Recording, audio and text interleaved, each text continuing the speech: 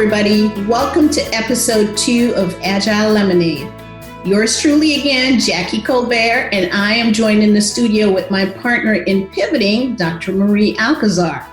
I gotta tell you, today we are talking about leading humanity and transformation of America, the transformation of America that we believe is definitely needed.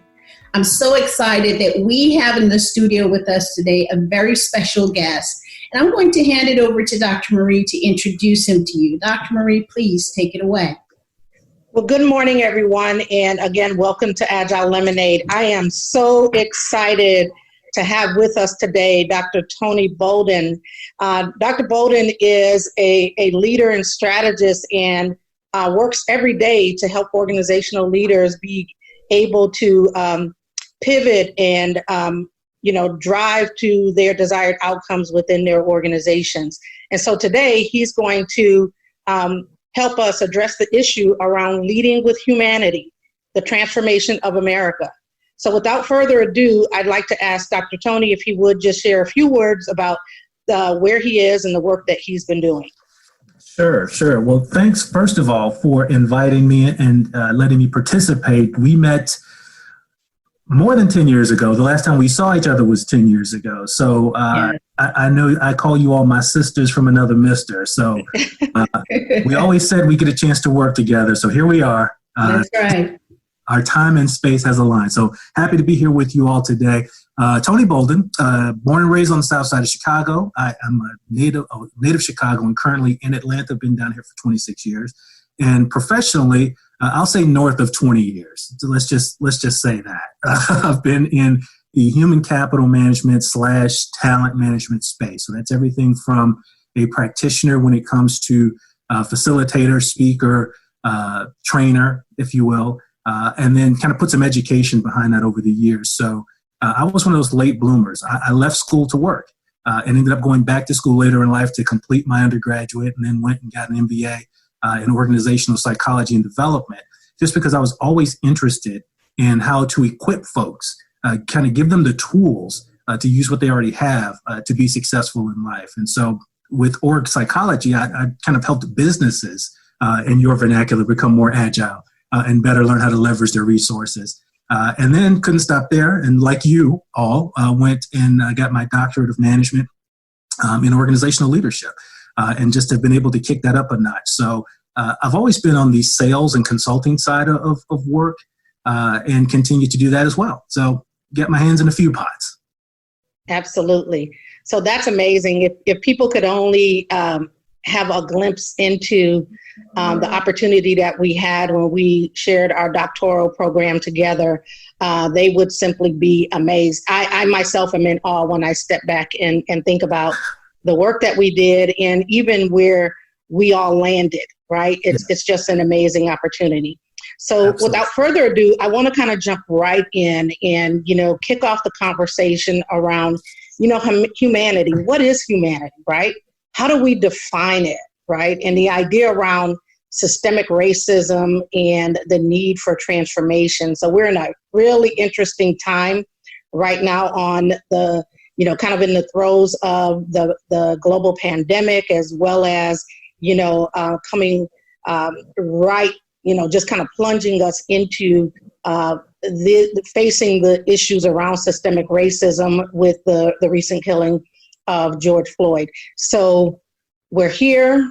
It's now, here in America. We all work in the leadership space and try and support the organizational leaders that we work with, right? And so as we think about this as a backdrop, Dr. Tony, I'd like to ask you to kind of share your thoughts around, what this really means, when we look at it through the lens of leadership. Absolutely. So, and it's not ironic because of what is going on in world events, but over the past few weeks, I've had a lot of leaders come to me, white leaders, quite frankly. And it's almost like this kind of deer in the headlights look. And it's kind of like, oh my God, wow, this is a real problem. What can I do to solve this problem? And I always start off with, first of all, this problem didn't necessarily start with you. But the first part is acknowledging that it is a problem. For many of us, for most marginalized communities, particularly those of us who are African American, one of the biggest struggles is that we don't fight or we don't beg for special treatment. We don't beg for advantages. We have always fought for equality. We just wanted the ability to succeed just like everyone else. And so when you think about the foundational aspect of what systemic means, it's baked in the cake, right? I mean, Absolutely. We live in a country, in a society that was built with certain biases already embedded in it and that have been perpetuated over the centuries to where we are now. So it's like when you get a cut on your hand that you don't know you have until you stick your hand in hot water. This is a hot water moment in America now. These cuts have been drawn or created many, many, many years ago. So we're just now, some of us are starting to realize, man, I cut my finger, I didn't even know it. Well, we knew it. So now we're responding or reacting to or trying to prescribe a solution to a symptom that is just a piece of the larger puzzle. So the biggest part is recognizing that there is a problem. And I have hope because a lot of those of us who don't look like us are now starting to say, wait a minute, something is wrong.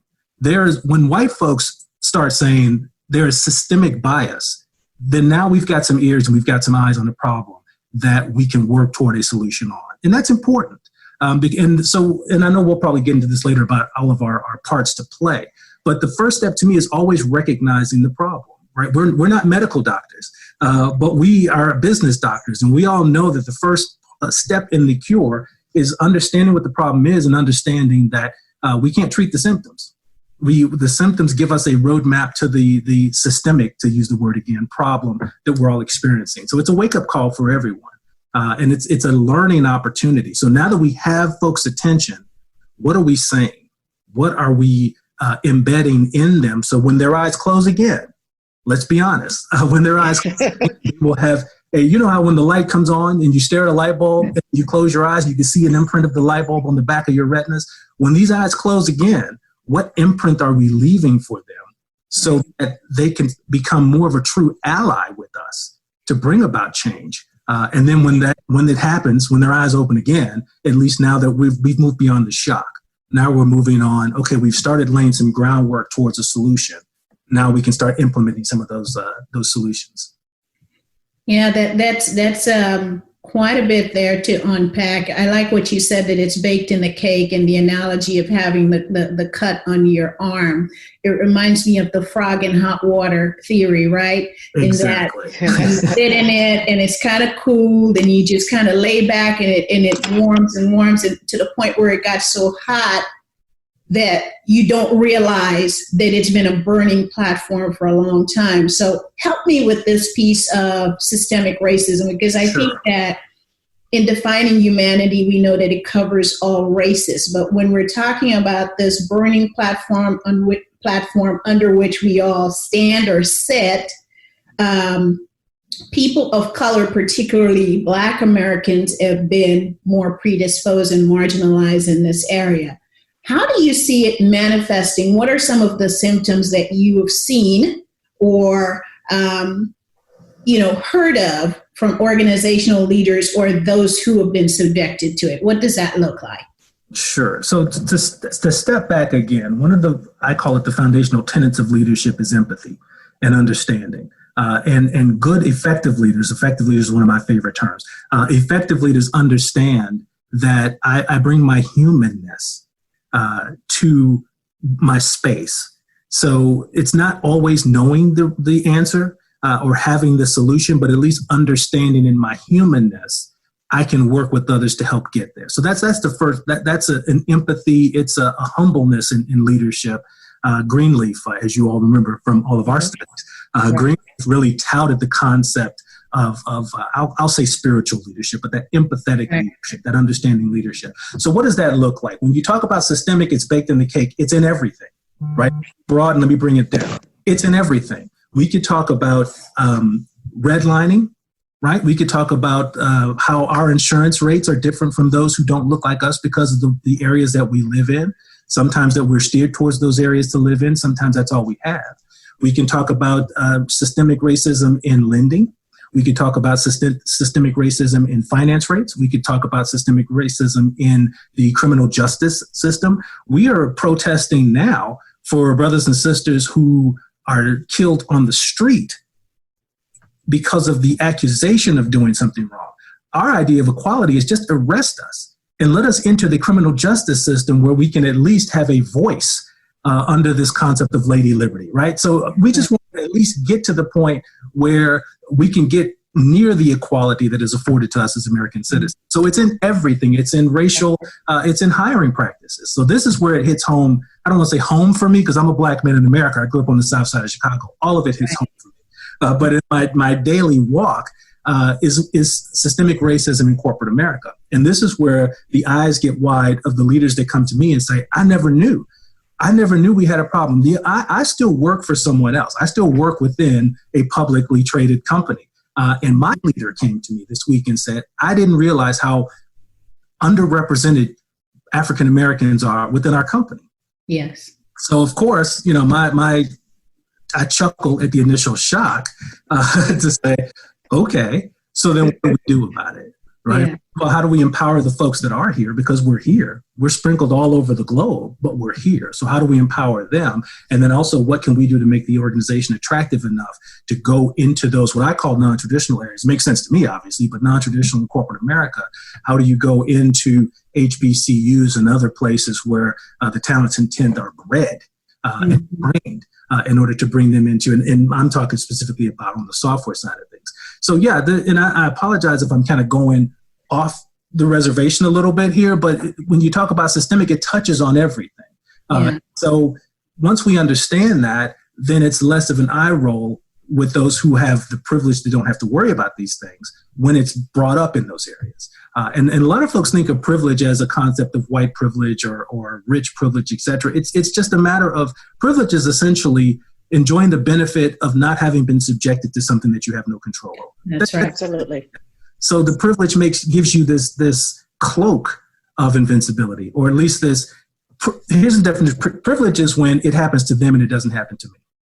That's privilege. Yep. And we don't have the pleasure of hiding into that privilege. And some of us think we do because we get our doctorates and we move out to the suburbs. Yeah. And we may not be affected by these things on a consistent basis, but it's Jan Van Zandt says, you have to call a thing a thing, right? So absolutely. It gives us something to say, okay, now it's not just this bugaboo in the corner that, we know is there. I tell my white colleagues, it's a mature conversation to have about race. It's okay. I'd rather have a conversation about it than not talk about it. And then privilege rears its ugly head. And then it's the unconscious biases and so much that comes from all that. Yeah, I've seen, really in my experience, some interesting things happen, especially when we think about diversity and inclusion, right? And, I've had an opportunity to support recruiting efforts, campus recruiting and things like that. And it always amazes me that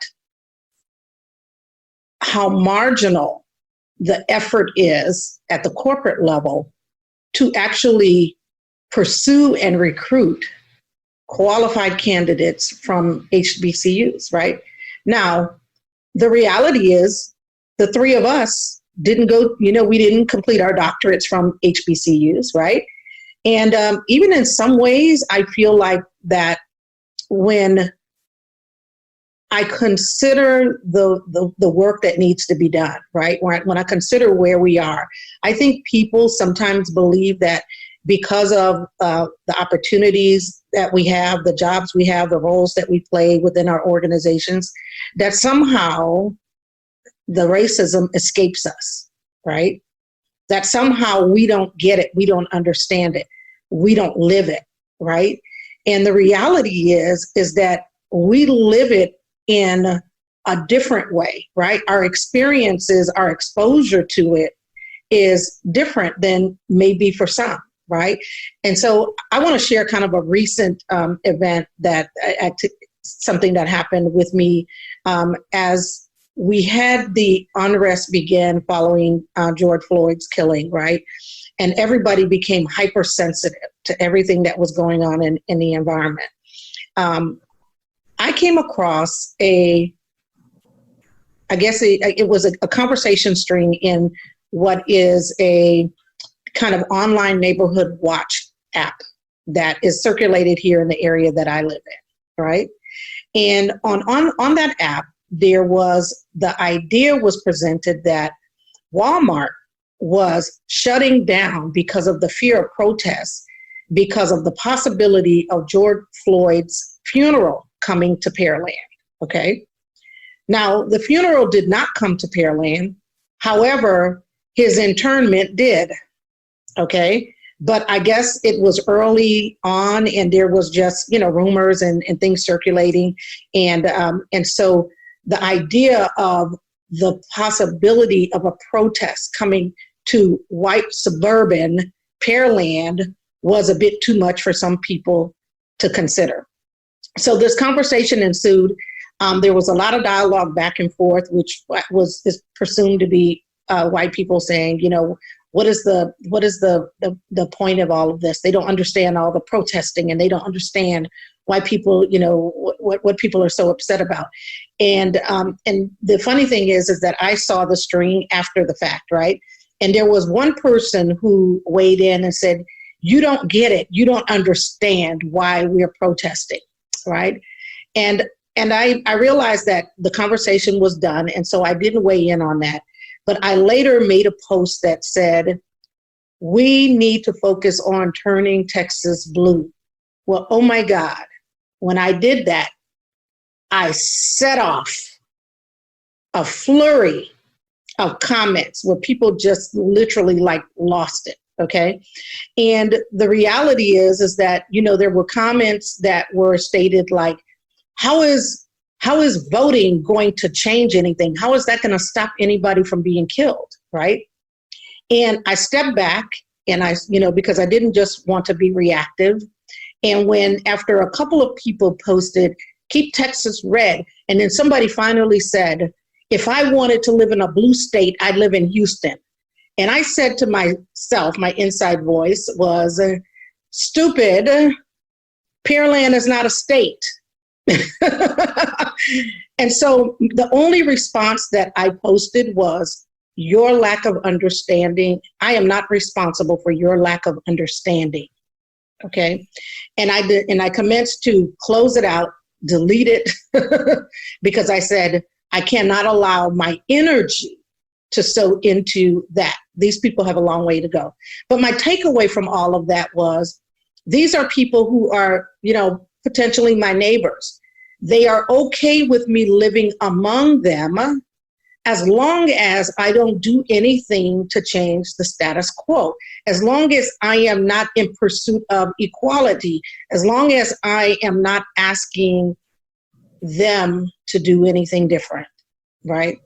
And so that was very awakening for me, right? Because I too, I live in the suburbs. I'm comfortable. I'm not fearful in my neighborhood that, somebody is going to do something. Although I will tell you, some years ago, the high school my children graduated from, that somebody actually, there was an act of vandalism at the school where they actually went and hung a noose from the band director's stand, right?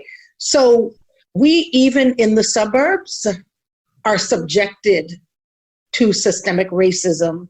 Those of us who work in corporate America live with it every day, whether people believe it or not. That's our reality, So I think it's really, some of it is even on our part within the Black community. We've got a lot of learning to do. We've got a lot of growing to do in terms of even getting to know each other. So I want to stop there and just pause for a moment and say, all of this is really, really, it's very real. I guess that's the best word I can use. Systemic racism is real. It exists. And we are all challenged with how to address it, not just on the streets of America, but in corporate America. Right. Yeah, it's a fundamental understanding of it being baked in the cake. And because it's baked in the cake, there is a certain level of for lack of a better term, overcompensation that those of us who are in corporate America have to be prepared for. It's like I have 2 daughters, right? And since we haven't seen each other in a long time, my oldest is 20 and my youngest is now 14. She'll be 15. Oh, wow. So I have always told them that as Black women, you have a very unique perspective on what kind of lives you're going to lead. You're a double minority. So you can't just be as good as anyone else. You have to be much better. And I don't couch that from the perspective of privilege. I couch that from the perspective of you can't just assume that your achievement is going to make a way for you. You've got to, and you all know I'm big on personal branding, right? You've got to create your brand so that you package yourself in a way that distinguishes you from other people. Right. And so it's the same with corporate America. It's first world problems in some cases, right? Because it could be a lot worse, but it's still a burden that we all carry. And when you look at these protests and the ensuing unrest, some of us react to things in different ways, quite frankly. But you have to go back and say, why are we the way that we are? One of the biggest things, I have been in therapy, and it saved my life in the past few years, quite frankly, because one of the things I learned is that we always ask, what's wrong? What's wrong with you? What's wrong with you? What's wrong with you? And that's the same thing with our people, within our communities. When we see something that goes wrong, we always say, what is wrong with you? Who raised you, etc. Not in therapy, the most impactful question you can ask someone is, what happened to you? That's right. Yeah. And when you ask Black America, what happened to you? Let's talk about what's baked in the cake. That is the theme for the day. You have to. I love it. I love the baked in the cake. Yeah. But you can't get away from it, because what we're experiencing now is the sinews and the tissue and the muscle of the body that was created centuries ago. Yes. You can't expect folks to react the same way to trauma. Mm-hmm. And I'm not, I don't claim victimhood. I don't claim, this happened to us, so we need 500 versions of this versus the one that everyone else gets. But we have to call a thing a thing. The reality of it is we are the results of traumatic things that have happened to our folks along our bloodlines. And it manifests itself in different ways, and it's going to look a certain way at this end than it did when it went into the pipeline.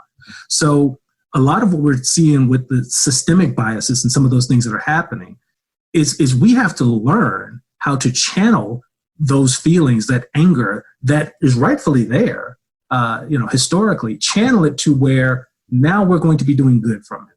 Yeah, absolutely. Because it's going to happen again, right? The eyes are going to close again. We're all going to settle back down and get back into our comfort areas, right? Yeah. And so when the next disruption, Jackie, you and I were talking about this, when disruption happens again, how do we react to it? How do we thrive in it? How do we Absolutely. From it and move on? So, we all have our little battlefields wherever we are. It's just a matter of and I'll get to that point at some point as well, but, thriving in that area and growing from it. Tony, you've always had a knack for bringing the most salient points to the conversation. I'm a sales guy at my heart. But it's not just selling. There's selling, and then there's selling that makes sense. So that's why I'm always excited to hear the points that you bring to the table. And I love the connection points with Iyanla saying, let's call a thing, right? And so as you think about everything that we've touched on so far, and Marie talking about her own recent lived experience, whose problem is it? Whose is it to solve? Yeah. And who's responsible for leading this? I have my personal thoughts about it, but I would love to hear from you. Absolutely. And I'm going to keep it simple. It's all of our problem, and it's all of our problem to solve. One of the things I forgot to mention when we started that I also wrote my own book, right? It's on Amazon, The 9 Signs of Effective Leadership, wink, wink, nudge, nudge. Congrats. I have to pick up a copy. Absolutely. And it's been out for a while, right? We finished our programs, and I synthesized a lot of my research and kind of put together some things that I've been working on for a while. So it's been out now for about 8 or 9 years or so, but it's always kind of my journal, and I'll plug it for a second, and then I'll go back to answer your question. Please do. Shamelessly. Let's go for it. I have been corporate America, like I said, for, I'll say the number, 29 years, right? And I started off as a baby. But I've had I've been blessed to be around all kinds of leaders, good, bad, and otherwise. And that's where I kind of learned the difference between leadership and effective leadership. And it's the reason that I pursued a doctorate. It fascinated me, this whole concept of leadership and the misconception of leadership. So what I did in the book is just take these congruent competencies, right? We learned that. These things that I have seen amongst the leaders that I've interacted with, this common thread. And to say, could there be 9,000 signs? Absolutely.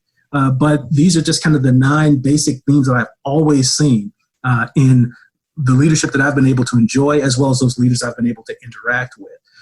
And so in doing the book, I had to define what is leadership, right? So to lead, bear with me for a moment. To lead is just to guide, right? Literally, the definition of lead is to guide something or someone along a way. And the leader is someone who has commanding authority or influence to lead or guide. The problem is that most of us get stuck on leadership being someone who has commanding authority. Right. That's it. That's where we leave it. So when George Floyd is killed, who do we call to come out here and speak for us? Now, thank God this generation of folks are saying, I speak for myself. Yes. I can't breathe. Not somebody, Al Sharpton can't breathe. You go back to our generation, right? Whenever something happened, we would look for the Jesse Jacksons and the Al Sharptons and someone else, get them on the phone and bring awareness to this. So thank God we now have a generation of young people, and I'll say young, anybody under me, 49, who don't mind sowing into their communities and getting out there and being a voice and gathering other voices from the community. So we can't get stuck on command and authority, right? The leadership that the tenets of leadership that fascinates me is the second half of that definition. Someone who has command, authority, or influence. And people with influence are not necessarily people that are at the front of the room.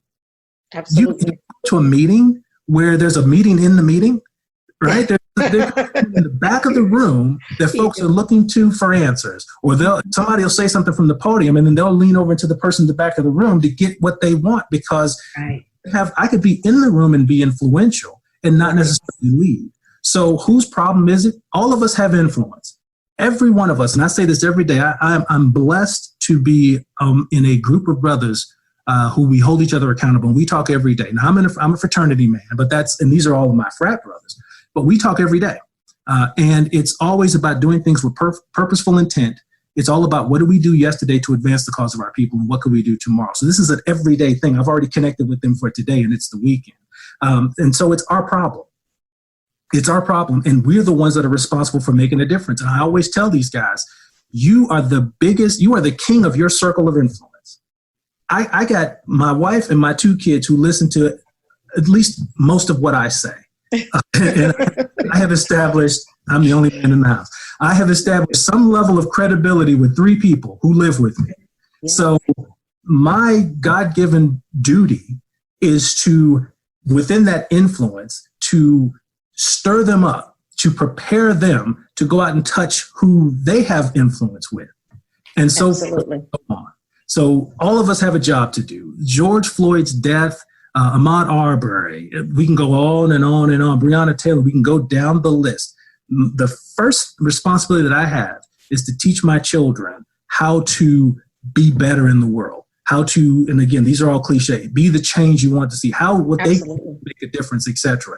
And then they encounter, and I now hear from my 20-year-old stories of how she interacts with her friends. And her mother and I just kind of look at each other and kind of nod, because you've heard what we said.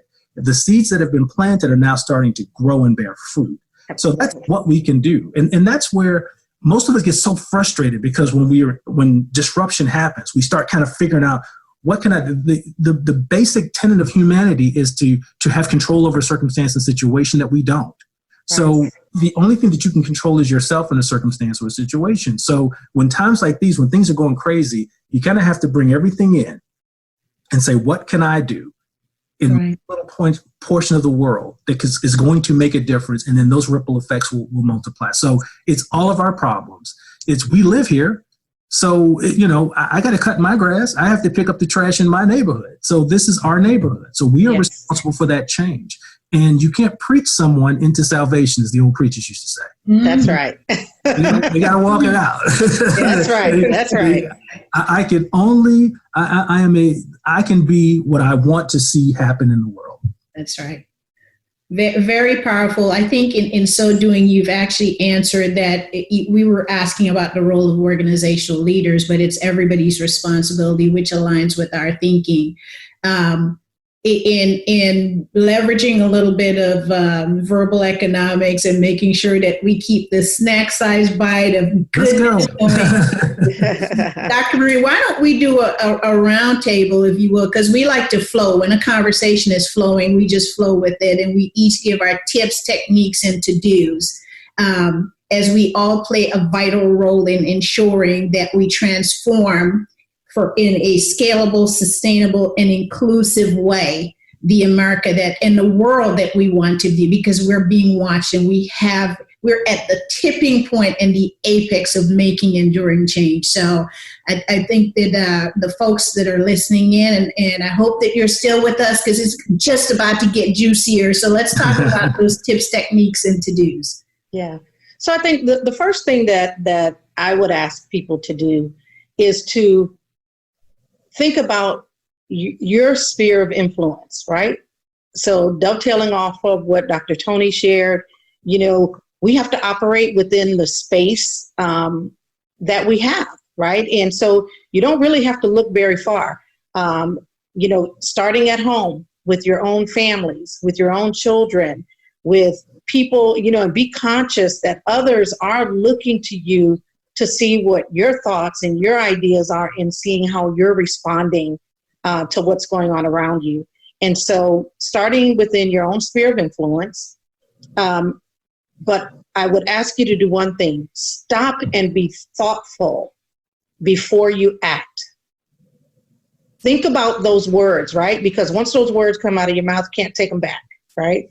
And and I'm doing the same thing. I'm taking my own advice. I'm counseling myself these days. I'm relying on people within my network like Dr. Tony and Dr. Jackie to keep me grounded, right? So look to the people around you who can help you get through this difficult time, because this is just the beginning. Very good. Very good. Thank you, Dr. Marie. Dr. Tony, what saith thee? I had 3 tips. I've already talked too much, so let me just be very salient. I'm piggybacking on what Marie said. Absolutely. I like to start off with, what's your why, right? What is it? And to your point, Marie, about why do something that's going to be impactful. And not everybody is meant to lead, and there's no sin and no shame in it. I tell folks all the time, it's okay. Some folks have to follow. There's nothing bad in being the arms and legs of the movement. It's okay. So know your why. And when you have an understanding of why you do or why you should be doing the things that motivate and move you, then that'll give you that inertia that's necessary. The fuel, so to speak. I said it a little bit earlier. Number 2 would be grow where you're planted, right? Again, I'm using the old preacher analogy. I grew up in the church. But we can only influence where we are. And you can't, as a tree, ask to be grown in another part of the vineyard or someplace else that may have better soil or more sunlight or exposure. Grow where you are. Right. We can all make a difference wherever we are. And then keep moving is my third one. A lot of us kind of get stuck. A lot of us, things happen to us, and we spend so much time analyzing why it happened, why me, what could I have done differently, etc. Right. Again, I believe in inertia. I believe in movement. Go through it, get through it, and continue to strive to be better. So that would be mine. I'd like to add one thing, as I think about what Dr. Tony shared, when he talked about followers, right? Followership is really important, right?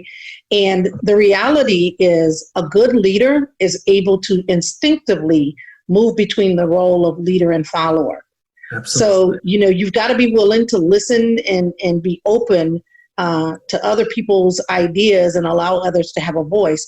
But again, followership is critical. So definitely no shame in that. Dr. Jackie? Definitely a big amen to that. I align with each of the last tips and techniques that both of you have shared. I saw something in the rare times that I have the opportunity to go to Facebook, and it talks about, it was a graphic that said, how do you get involved in this movement and be an anti-racist? Because we got to call a thing and recognize that this is racism at a number of different levels. And for many of us, the deck is just stacked against you, right? So tip number one, get out of the fear zone. There are lots of leaders like the ones who have come to you, Tony, who are, oh my gosh, is this thing really a thing? And they're a bit apprehensive to even broach the topic and continue the topic. So you've got to, in being that change, you have to step out and get out of the fear zone. As you get out of the fear zone, it's incumbent upon you to now get into learning mode. Learning mode does not dictate that just only Black folks has got to teach you, because this burden gets tiring when people, all of the white folks are coming to you for answers. There are other ways in which you can learn. Learning occurs in so many different ways. And that's a whole nother podcast, right? Right. And then lastly, a growth mindset.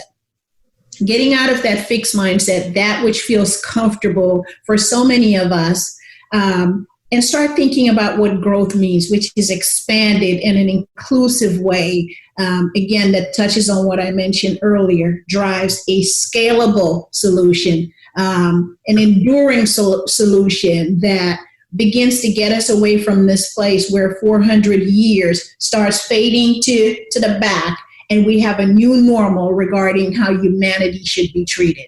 So those are my thoughts: getting away from fear, getting into learning, and then that growth mindset that allows for the entire human race to be positively affected by the change. Absolutely. So with that said, Dr. Tony, we really just want to thank you for your time and your engagement with us today. I've been blessed by the nuggets that you've dropped into my spirit. Dr. Marie and I, gosh, I would say that it puts me back into school mode. Like Tony's over here. Let's do it. Let's do more. He's chopping this one up, and Marie and I are coming over there, and he's like, there goes those two again, man. That was just so fun. Hey, Dr. Tony, we're going to hold you to that. Don't forget. Hey, we said it took too long for us to do something. So now that we're in the flow, you know where I am. Right. I love that. Yes.